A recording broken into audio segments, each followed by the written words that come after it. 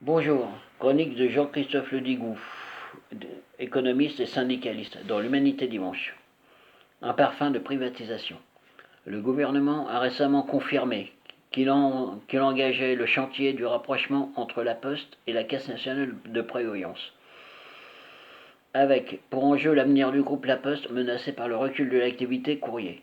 Au terme d'une opération de prise de contrôle de la Caisse nationale de prévoyance, le groupe La Poste se murerait en une grande banque alliant activités classiques de banque, opérations d'assurance et d'épargne.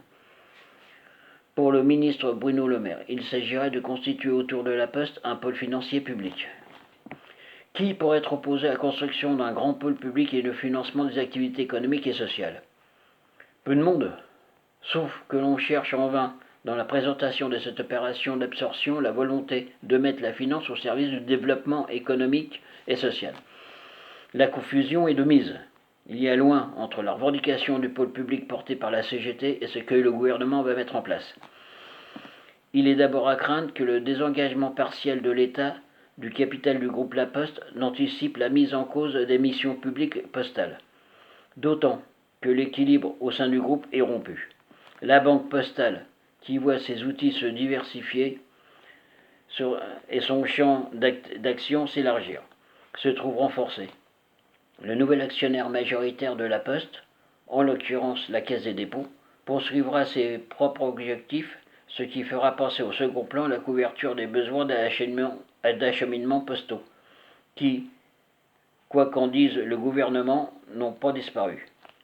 Ensuite, la logique financière l'emporte sur toute autre considération.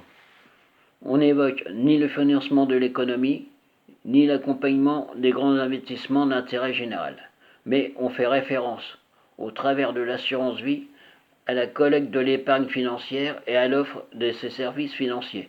L'opération, en misant sur la gestion de cette épargne financière, a pour objectif de redresser la rentabilité du groupe. En cela, la Poste entend suivre l'exemple des autres banques qui voient croître fortement leurs activités d'assurance. En troisième lieu, l'opération renforcera la concurrence. L'enjeu est, pour la Banque postale, de maîtriser directement l'offre de produits et des services de manière à mieux répondre aux attentes des épargnants à cette activité, même cantonné au partenariat actuel déjà apporté 222 millions d'euros de revenus à la Poste en 2017, ce qui représente 13% du résultat d'exploitation du groupe. C'est ce pourcentage qui doit croître. Le nouvel attelage pourrait surtout concurrencer les banques mutualistes qui sont présentes sur ce créneau voisin de la Poste. Cette opération s'accompagne de la prise de contrôle du groupe par la Caisse des dépôts. Quel sera son rôle dans la nouvelle structure bancaire? Va-t-on vers une banque des territoires?